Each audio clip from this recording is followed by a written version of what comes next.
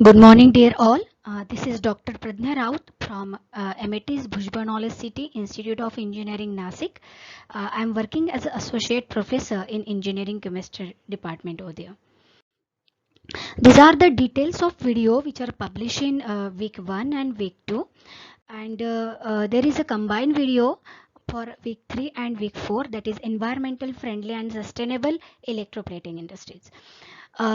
Few video outcomes of the video I have mentioned over here, that is identification of aspect and impact of the electroplating activities, then the list of ISO standard for the benign electroplating, then analysis of the reasons for the carbon footprint and the steps involved in the calculation of them, then reduce, reuse and recycle design for the green synthesis, then alternative for the hazardous chemical, then application of the waste for reuse, then modified plan to recycling of the effluent, then the proposal of eco-friendly method for the removal of toxic heavy metals.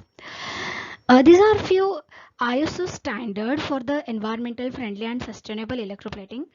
That is ISO 5001, that is for the energy management and audit. Next, that is 26,000 for the social responsibility. ISO 9001 for quality in process. Then ISO 14,000 for the environmental 14,001 actually for the environmental management system, and ISO 45,001 for the occupational health and safety. In electroplating industry, no such major machineries are utilized or used. Still, there are some carbon footprints due to the equipments and the activities which are going on in the plating industry. Before going towards that, let's see what is carbon footprint is. It is the amount of greenhouse gases, particularly carbon dioxide, released into the atmosphere during the various activities which are going on in the industries by human. And apart from that carbon dioxide, there are again few gases like methane, nitrous oxide and other gases, etc. The source for the greenhouse gases emission in the electroplating industry manufacturing can be shown over here. That is during the industrial processes, that is the construction material, carbon footprint can be increased. Then by using the electricity in the various operations which are going on in the plating industry can contribute in the carbon footprint. Then wastage disposal is again having some contribution. Then the land use is somehow important in the carbon footprint. There are few guidelines for the calculation of the carbon, that is CO2 footprint in the manufacturing sector, that is organization scope, then the defining of the equipment and machineries that we are using, then the identification of operations, then the activities identification which can emit the greenhouse gases, then the categories activities into scope. Then we have to collect all this data. For example, that is the use of electricity that we are taking in kilowatt per hour for completely 12 months, and then that data we have to convert into greenhouse gas emission by multiplying the activity data by a government emission factor on DEFRA's website. So before going towards the eco-friendly electroplating, let's see what is going on in the electroplating.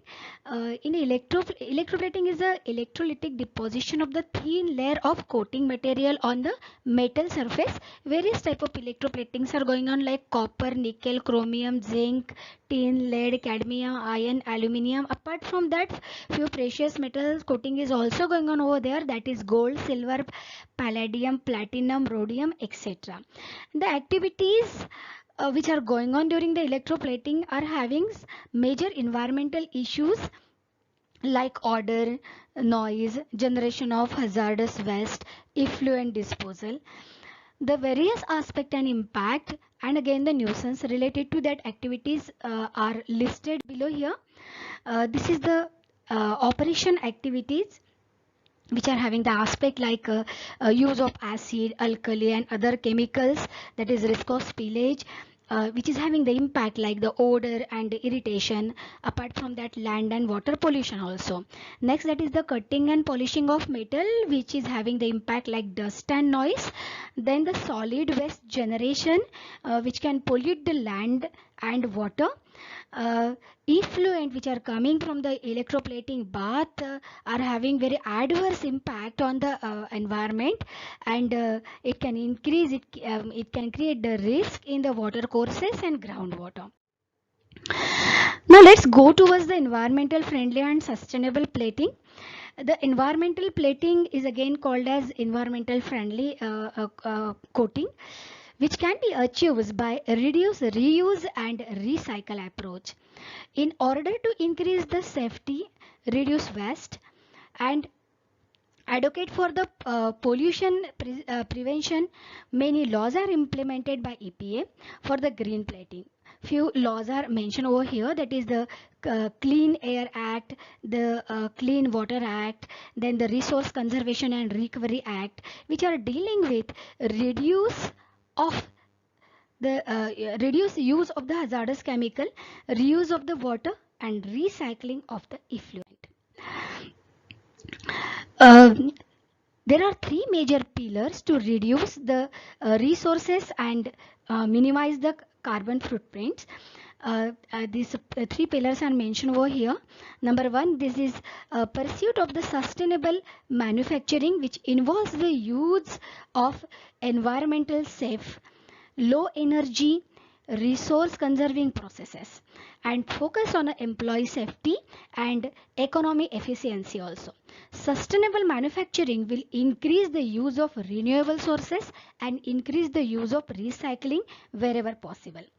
Second important thing is that is the improving energy efficiency.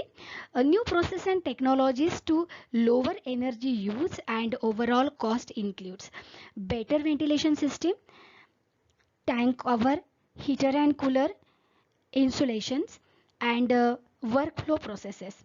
It is likely these practices will remain a focal point of environmental plating for years to come.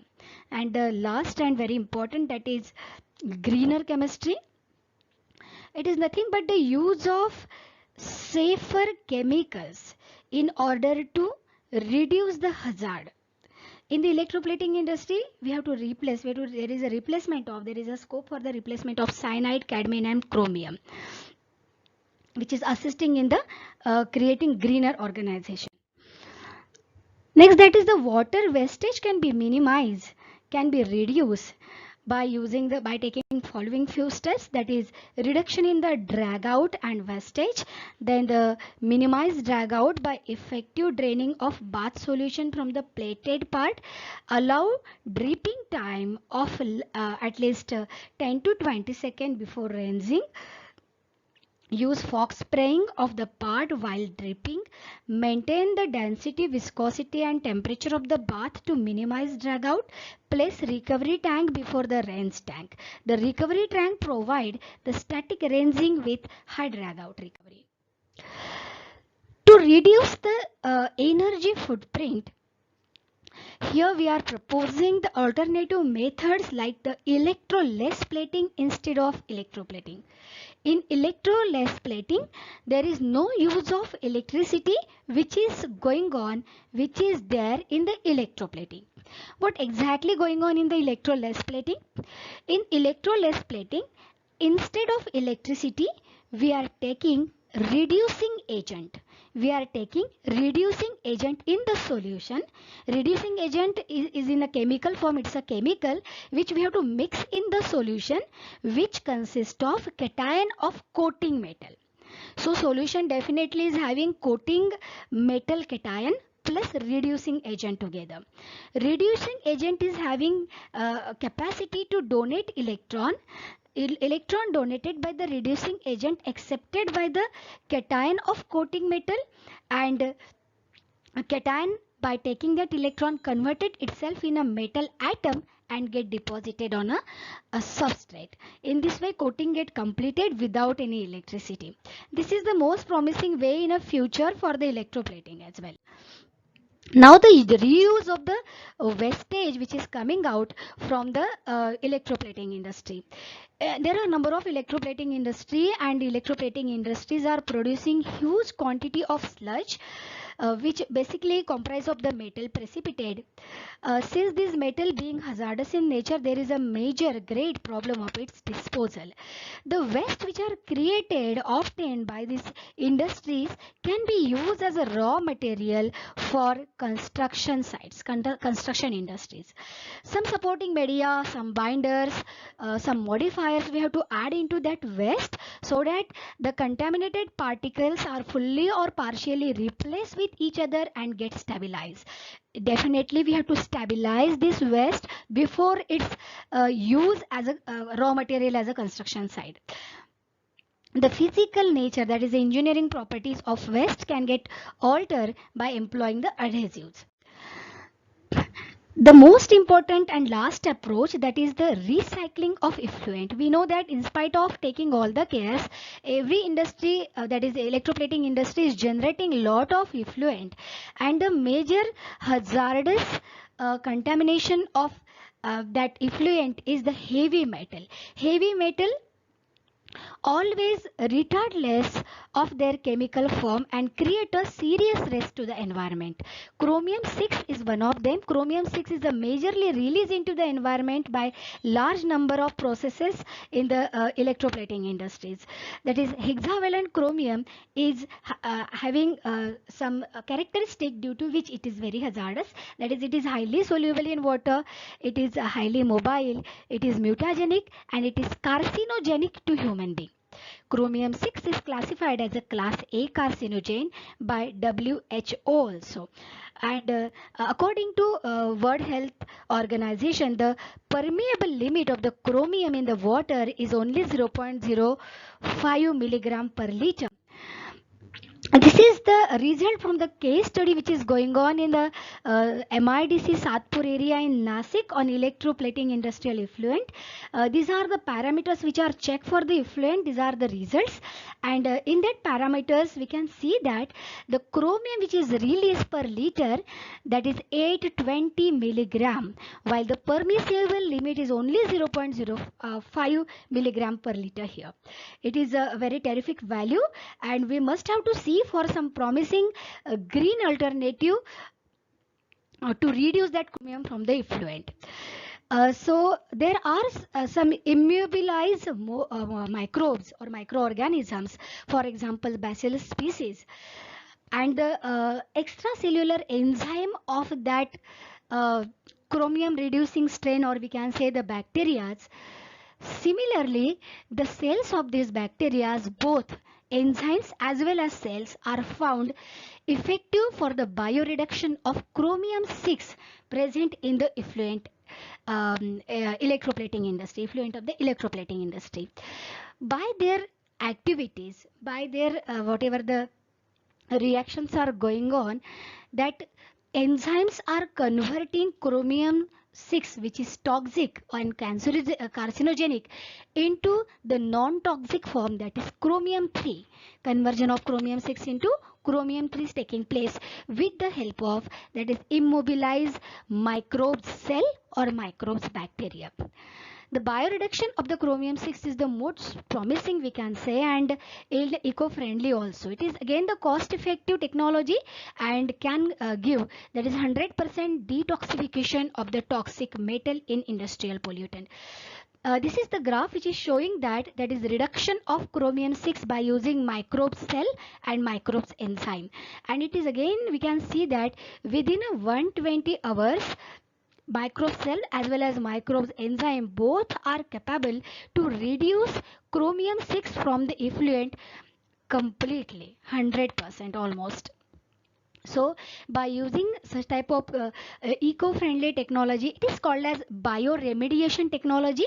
By using that bioremediation technology, we can remove the waste from the heavy, that is the waste like heavy metals from the effluent generated from the electroplating industry, and we can recycle water in eco-friendly way, and we can reuse that. So this is simply a you can say the that is green technology develop or green way to develop the sustainable development for electroplating industries. Thank you.